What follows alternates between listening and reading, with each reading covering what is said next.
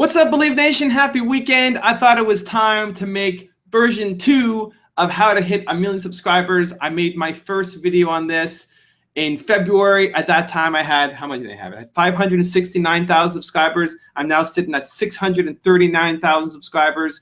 So it's a 70,000 subscriber swing, getting a little bit closer to 1 million. And I wanted to share with you my journey and as well teach you lessons that I've learned to help you get your YouTube goals accomplished faster. Last time I talked about my channel versus Eric Thomas. Here's a guy who I consider to be one of the best speakers of our generation, somebody who I look up to as a great speaker, someone who I consider, way better than me at speaking.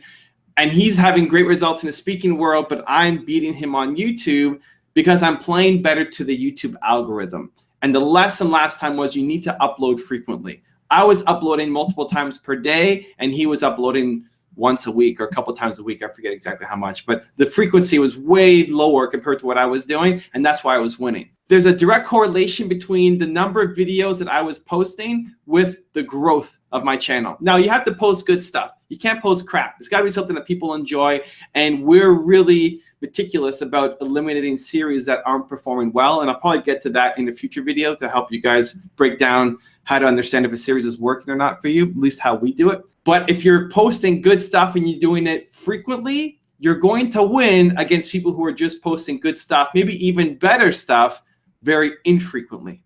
It just is how YouTube's algorithm works. You may not agree with it, you may not think it's right, but it's how it is. And so paying attention to the data can allow you to win on YouTube, where other people who may have a lot of other advantages are going to be second place. And so today I want to talk about me versus Gary Vaynerchuk. Gary's been a friend of the business for a number of years. I had my first collaboration with him back in 2010. I made a line of famous entrepreneur trading cards. This is the first page of them. My favorite entrepreneur is AP Giannini. His is Vince McMahon. And I got a quote from him on the back. So if I flip to the back page, you can see this one is mine. And then here's Gary down below. Loving Vince. I've had him interviewed on my channel. We've done some collaborations. And so I want to compare my YouTube channel to his. Now, if I pull up my Social Blade account, compare my channel to his, we can't go all the way back. It's limited. But I passed his channel in September 2015. The data that we have here shows just beginning of the year, 2016. He was always ahead of me. I passed him September 2015, and I was widening the gap. And what's happened recently is Gary is closing the gap on me. He's catching up, and he's catching up in a hurry, And why? Why is Gary catching up in a hurry? This is what's really interesting. This is what I look at. I want to look at the data. I want to understand the points. Has Gary gotten a lot better as a speaker? Not really. Gary is already playing at such a high level. And if you look at what he was saying a year ago and his delivery and his enthusiasm compared to what he's doing now, it's the same level of enthusiasm and energy and excitement, same bravado. He hasn't really improved that much as a speaker, again, because he was already playing at such a high level. He's been doing this for so many years that 1 year to the next is not really having a big impact. Has his team gotten better? Yeah. Have they added more production quality to it? Yes. Has he introduced different series? Yes. The biggest difference maker, though, is the quantity of uploads. I was crushing Gary and zoomed right past him because I was producing way more than he was, and now he's catching up with the quantity. Let me share some stats with you. February 2016, Gary had 18 videos. He posted 18 videos in a month. That's pretty good. I'm posting 3 a day, but he's posting 3 a month in February 2016. February 2017, 50. He went from 18 videos in February last year to 50 videos February this year. Let's fast forward to March. March 2016, he had 19 videos. Still solid, 19 videos. It's 1 every 2 days, just over 1 every 2 days, right? It's good quality, consistent content. 19 videos. March 2017, 60 videos. He goes from 19 to 60 videos. He's uploading 2 a day or more. And that's why he's winning. He has quality content, and he's playing better to YouTube algorithm. And now he's going to pass me. You look at the curve, he's catching up, and he's on the path to beat me. And so I'm going to be making a video in a couple months saying Gary's ahead of me, and I'm now not the #1 channel for entrepreneurs out there in the world. And I got up my game. It's great. Like, it forces me to want to play better, to create better content for you guys, to add more hustle energy, because everybody else, like, I passed Gary, and you know what? There's nobody else in the field who's doing really well. Now the game is on, and I love it. And so I'd really strongly encourage you guys to look at how often you are posting your videos. You look at Gary, who was doing a good job last year, right? And posting 19, 18 videos a month. That's pretty solid. But when he moved to daily and when he moved to twice a day, that's when his channel really started to explode to the point where nobody is catching him. So you want to do that in your industry. I would definitely look at whatever your schedule is right now and at least try to double it. I would then try to look at how do I get to a daily schedule, and then how do I move beyond daily? And it challenges you to think, how can I add really amazing content? Because the value is not there, it's not going to help you. If you're just throwing up crap, it's not going to help you. It's got to be good quality stuff at least once a day, if not multiple times a day. And again, I'm not saying it's right. It's just how YouTube is working. And if you play to their algorithm, you have a better chance of getting subscribers, getting noticed, getting your message out, and driving that into your business as well. All right, next up, I want to answer some questions from you guys, questions that you asked on last edition's version. So if you have questions for next time, leave it down below and I'll see what I can do. First up, relax and sleep station. I enjoyed the video, Evan. I feel you're very respectful when talking about Eric Thomas and showing how regular content is important for the algorithm. Hopefully helps a lot of people get motivated to make more content. Yeah, this whole me versus somebody has been it's a fun thing. I love Eric. We've profiled him a couple of times. We've worked with his team. Gary, we've done collaborations with. The other people I'm going to mention in the future of the series, I have a relationship with as well. There's mad respect. I love what Eric is doing. I love what Gary is doing. It's not that I am better than them or not. It's just showing that they could be doing better. They can be getting way better results if they follow some of these things. And even if they don't pay attention, you could be doing better if you follow some of these tips and strategies on your own YouTube channel. Chris Commisso, yes, please continue the series. Thank you. Well, this is version 2. We'll see what happens in the coming months. I'm committed to doing it, I think, until I hit 1 million. We'll see. We'll see. If you guys respond, you're liking it, you leave comments, you're engaging with it, we'll continue to 1 million. MommyZ, love this series. Evan, my question is, how do I make my YouTube channel more attractive without the money to invest in things like a better camera or channel design initially? A better camera and channel design have a tiny impact. How do you make it better? You get better. That's it. The biggest factor on my own channel is still me. If I want to go out and now catch up to Gary, who's starting to crush me, right? I'm still ahead of him, but he's going to pass me soon. How do I beat him? I need to get better. Me. I need to get better. My message needs to be better. I need to have more passion. I need to provide more value to my audience. It's me. You want to win? It's not the gear. It's never the gear. I'm filming this off of a Logitech webcam that I bought at Best Buy. You don't need to have amazing gear. You need to have an amazing message. You need to provide amazing value to your audience. So stop thinking that it's your channel art and stop thinking that it's your camera, and you get better at providing value to your audience. Next up, Andy Jug. I think I prefer to stay behind the camera and do animation and voiceover videos, but that would hinder my personal branding, wouldn't it? Do you want to build a personal brand? I think people connect easier to a face, to a person. But if all you want to do is be behind the camera and you want to do a little animated summary of yourself, have a little character of yourself and use your voice, that could become your brand. It's harder to connect to a cartoon character than it is to an individual. If you came on and told your story, it'd be a lot easier. But maybe building a personal brand isn't the right way to go for your company. Right? You could tell your story through this animated character. You can have a lot of success. It's not about doing it just the way that you see other people doing it, right? Like Eric has a personal brand, Gary has a personal brand, I have a personal brand. It doesn't mean that you need to go out and build a personal brand. There's lots of people who have won on YouTube without having to have a personal brand. And so you forcing yourself to go out and do it, you're not going to have a lot of success unless it's what you want. Like if you want to build a personal brand, it's a deep thing that you want to go out and do, then get better at it, get more comfortable, practice, practice, practice, practice. But if that's not where you want to go, and what you want to do is draw amazing animation videos and you want to do voiceover and narration, then do that and tell your stories through that. The impact of the personal brand won't be as strong, So yeah, it'll hurt your personal brand, but your net value would be much bigger because you're doing the thing that you love instead of trying to do somebody else. Urban Jim, how can I be less preachy and more natural like you? I love your videos and has influenced my channel a ton. God bless. Just practice, Jim. I am not naturally gifted at this. It took me a lot of practice. I've made 4,000 videos. Like, you better get good at something if you've done it 4,000 times. And it's just about developing your style. Practice, practice, practice, practice, practice. The quantity will lead to the quality.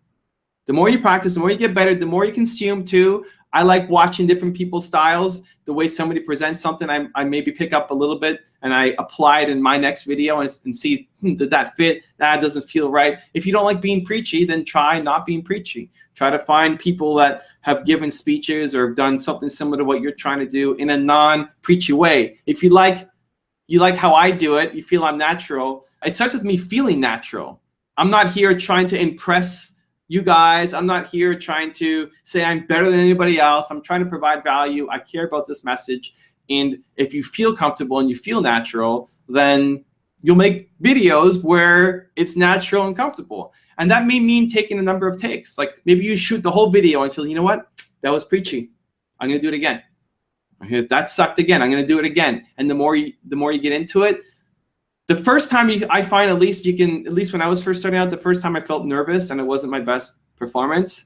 Even now, when I start doing my videos, I'll always start doing the simple ones, like the top 10s where I'm not saying much. I'm just doing the intro, extra, that kind of stuff. And it gets me warmed up and revved up. People that do the espressos and the believe lives and the videos where I have to be more passionate. I got to be more, thought leadership. Just practice, man. Don't beat yourself up. It's going to come if you put in the work. Exist in nature. It's hard to compare. People jump on and off when you're not consistent. He's creating a lot of business for himself offline. I think this is in reference to Eric Thomas last time. Absolutely. This series is only about how to hit 1 million subscribers. It's not about how to build $1 million business. It's not about how to funnel your people offline. If Eric Thomas's #1 goal was 1 million subscribers on YouTube, then his priorities would be different. He's trying to build his book business. He's trying to build his speaking business. He's trying to build his apparel business. He's got all these paths that YouTube helps funnel, but it's not the main thing for him. And so that's fine. And this is the whole point. It is hard to compare somebody who is not consistent. This is the message to you guys. I want you to be consistent. If hitting a subscriber goal is important for you on YouTube, if you want to have success on YouTube, then you need to be consistent. Otherwise, even if you're great like Eric Thomas, people are going to hop on and hop off, and you're not going to really build as strong a brand as you could if you were consistent. That's the entire point of that video, and this one too. Kevin Barry, I like this a lot. I want to have consistent uploading, but it's so difficult balancing quality and quantity. Keep this series going. I hear you, man. I think it's just constant experimentation. I think, again, the quantity leads to the quality. It's hard to produce something that's really good if you've never done it before. So the first time you try something, it's going to suck. But maybe there's a seed there that you can use to expand on, make it a little bit better next time, a little bit better next time, a little bit better next time. And maybe you have one series that just works really well, and you keep doing that, and then you experiment by adding new ones every time. For us, this Saturday time slot is always a different video.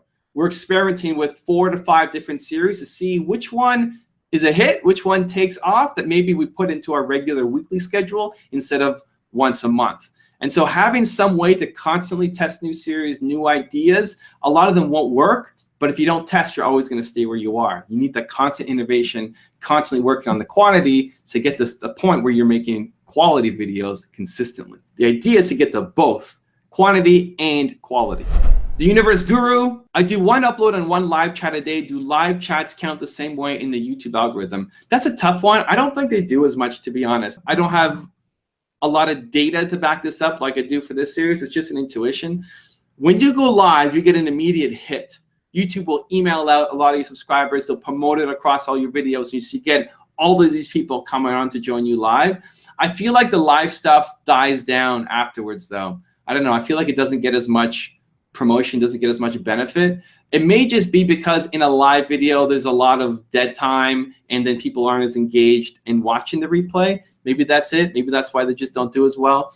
You want to eliminate as much fat as possible in the video and make every second count. And in the live video, there's a lot of fun stuff that's great when you're on live, but for somebody watching a replay who wasn't part of the live audience, it's not as much fun, so maybe they disconnect. So I don't know if it's a purposeful thing that YouTube doesn't promote the live stuff as well afterwards, or if it's just that the live videos are less engaging for a non-live audience, and so it ends up being downranked. But I have definitely seen that connection where my live videos don't do as well ongoing as my regular videos do. Alikia, oh my gosh, so many videos, I'll never watch them all, haha. That's great. I made this rant video a while ago about how I don't want you to watch every video on my channel. I don't need you to watch every video on my channel. I'd rather that you're out producing. Watch something when you need it, get inspired by it, and then take some action. The point of the multiple videos per day is really to just highlight what's happening with the YouTube algorithm, and if you want to win, you have to be consistent. I don't expect people to watch every single video, and if you watch the people who are going and making mass content like that, quite often their views per video will drop, but net, they win. Because add them all up, their views, their minutes watched, their subscribers, they win. And so if you start moving to this model of one a day or multiple times per day, don't expect people to watch every video. Don't be hurt when people don't watch the video. They're watching on their time, and it's on you to provide as much value as possible, so they want to tune in. Next up, hairdresser on fire. Hey, I've been told to start my own YouTube channel. I could use some of your knowledge on how you make your videos, equipment used, where you begin in coming up with your material, what programs you use to edit your videos, what inspires you when making your videos, and what your thoughts are on how your videos look now compared to the first videos you created. Thank you. Back to a previous comment, if you're just starting a YouTube channel, do not get hung up on the gear. So many people get hung up on the gear and they won't start until they have all the gear. You need the microphone, and you need the camera, and you need the lighting, you need all this stuff. It doesn't matter. When I first started, it was me. I would face a window so you have natural light on you and not behind you, and then just go. Just start talking, share expertise. Your name is Hairdresser on Fire, so I'm assuming you're a hairdresser and you want to share your expertise around hairdressing. That's what really needs to come out. And you could film really great videos off of your phone with a friend holding it, or you buy a tripod and put it up there. And if you're close enough to the phone, they have a good microphone. That's enough to get started. Much more important than the gear is you. You could build an amazing start by you providing amazing value, showcasing what's so important about hairdressing. I think in terms of picking topics, you got to find something that you actually care about. Like if you're a hairdresser right now, if you have a shop, what's the biggest problem that you're seeing right now? What do people come in asking about? What's the biggest misconceptions out there that you want to help people with? Right? In any business, the entrepreneur is trying to provide value and help people. I genuinely want to help you guys. Why am I making this video? I want to help you guys. Anybody who's in business, it's not just to make money if you want to have success, it's to help your customers solve important problems in their life. So you want to help people with their hair. How are you going to do that? What's your message? What problems can you solve for them? What questions can you answer for them? And one of the greatest ways to get started as a thought leader is just think about all the questions that you're currently getting from your audience and then turn those into videos. That's how I started my channel. A lot of the early videos were me answering questions of people who would email in questions, and instead of answering back on email, I would make a YouTube video about it. It was faster, and it could also potentially reach a wider audience than just the one person who was responding to. So I would just start. Get better, practice, get better again, keep practicing, be an amazing on-camera talent, and then you can worry about the gear, and then you can worry about the editing software, and then you can worry about the bells and whistles. Too many people focus on the icing, and they have no cake underneath them. Truth Speaks group. Question, is it better to post on YouTube or Facebook, or post on both? I notice you don't post on Facebook. Facebook is really a pay-to-play economy, and that's not part of my model. There's two things that I don't like about Facebook. One is that if you're doing a brand page, you have to pay to get your content out. You'll have a core group of an audience who will watch everything, but to win on Facebook's algorithm, you need to pay. They have a market, people willing to pay, and so that's how you win in Facebook. That's how you understand their algorithm. YouTube is different, and so I'm hacking a YouTube algorithm to build up my channel. The other thing about Facebook that I don't really like is the content doesn't really live forever. I want the stuff that I make to live forever. I want the stuff that I make to still be visible 6 years down the road, 20 years down the road. I want to show my son as it grows up. I want to show my grandkids this video that I'm making for you guys and the heart and energy and passion that Evan Carmichael had in 2017. I want them to see that. I want the stuff I make. People are still watching videos that I made 5 years ago or more. I like that. I want to feel like every piece of content I make is going to live forever, has the ability to do so. And Facebook, sure, you can go back. The posts don't get deleted like they would on Snapchat, but you don't really go back on a Facebook post from 5 years ago. You don't go back on a Facebook post from 2 days ago. And so I don't like that. I don't like that rush. So I think with Facebook, if you had equal size audiences on both, you'll get more instant views on Facebook, especially if you do any kind of boost around it to your audience. But you'll get way longer term impact if you're on YouTube. And so that's the game. I don't care about hitting everybody tomorrow, but I want people to be changed. I'm in this for the long run. And so YouTube is a better place for me. YL Mompreneurs, has this been 100% organic growth, or have you used sponsored post ads in the mix as well? It's 99.7% organic growth. We've done some targeted ads based around certain videos to help give them a little bit more exposure. But from my experience in every campaign that I've run, you can get views from advertising, but you can't get subscribers. Subscribers don't convert a lot from the views on videos, at least from my experience in every ad that I've run. And so we don't make that a priority. If there's one video that we're just trying to get some awareness that helps with the branding, something like that, then we may run a couple campaigns. But in terms of driving subscriber growth, it's almost zero. Which sucks. But if you do the work on the organic side and you make really good stuff that people want to share, where they watch the video and they're like, that was amazing, I'm going to subscribe to the channel, I'm going to tell my friends about it, then you can get the growth. And so almost 100% of my growth has been just from organic. And doing things like this, of understanding the YouTube algorithm to get as much exposure as possible. Pump Iron is asking, Evan, I love your videos. My question is, how do I make money on YouTube? That may be a future video. I don't know. We'll see if I cover that on a standalone. I've done this already on my channel besides. I think the way to get started initially, if you're just starting up as a YouTuber, you make a little bit of money off of the AdSense that comes in. The key, though, as you're making more money, will come when you have an audience and people start paying attention to you. So I started getting my first brand deals. My first brand deal, I think I had around 40,000 subscribers, somewhere around there, where I started to get on companies' radar, where they wanted to hire me to do stuff, get involved with me, send me products, hire me for things. And so when you start to build an audience, then you'll start getting more opportunities. I got my book deal mostly because I have a YouTube audience. I get offers to join companies' boards of directors because of my YouTube audience. Things that I never thought of. I never started my YouTube channel trying to get brand deals or book deals or joining companies' boards or investing into businesses. It was never part of the plan, but it happened because I built an audience. And so there's a painful point at the start where you're doing it because, and this is any business, by the way, like when you're starting, it's painful to start. You're doing it for the love and the joy.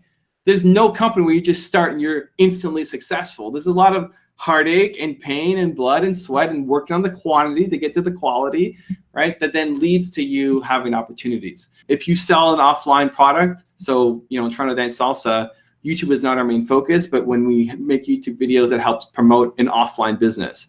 Like looking at Eric Thomas, who became YouTube famous, and he turned that into offline businesses, offline revenue streams, seminars and conferences and speaking gigs. And I don't know if he does coaching, apparel, you know, books, turned it into an offline business and doesn't focus as much on YouTube. And so other people have passed him on a YouTube front, but it's okay for him because he's making money elsewhere. And so there's a lot of different paths, but at the start, if you haven't started, you're just on your way. I wouldn't even worry about monetizing. If just making money is your goal, do something else because it's going to take a long time to get there. You got to do the videos because you love them. Kyle Dunn, how important is production quality of a video, like editing, music, transitions? Kind of talked about it. It's important, but sorry, Christina, editing this video. It's important, but it's you. You could have the best editing in the world, but if your message sucks and you suck on camera, it's not going to save you. You would get way better results just you doing it, and so don't let those things hold you back. Get started, improve your message, get better, practice, practice, practice, practice, practice, make a good video. Anthony Lazaro, I think the $1 million question is, how do you choose the topics with Google Trends video? I don't use Google Trends. I don't use Google Trends at all.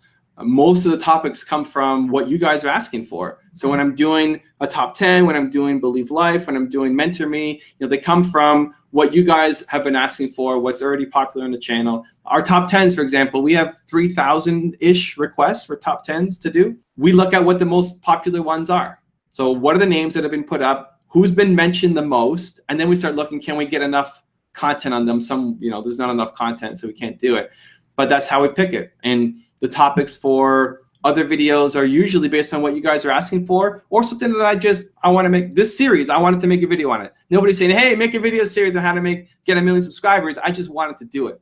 And so it's that combination. What the audience is asking for plus what I'm doing.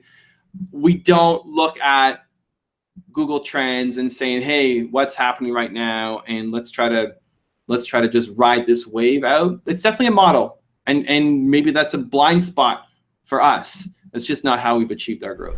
All right, I think I'm gonna end it there, guys. Tons of questions came in. There's still a lot more to get to, but I'm seeing some repeat ones come in. So if you have a question you want me to answer in the next edition of this series, leave it down in the comments below. If you see questions that you like, give them a thumbs up so I'll see them first when I'm making the video next time. And if you want this series to continue, leave it down below as well. Thank you guys for the love. Thank you for joining me on my journey to hit 1 million subscribers. And hopefully as I teach you in the process, you get strategies to apply to your own channel to help you achieve your goals as well, whether it's hitting 1 million, 100,000, 10,000, 1,000, 10 million, whatever your subscriber goal is. Hopefully this series is helping you. I also want to give a quick shout out to Playster. Thank you so much for picking up a copy of my book, Your One Word, and sharing it on Twitter. Really, really means a lot to me. I hope you're enjoying the read and getting value from it. So thank you guys again for watching. I believe in you. I hope you continue to believe in yourself and whatever your one word is. Much love. I'll see you soon.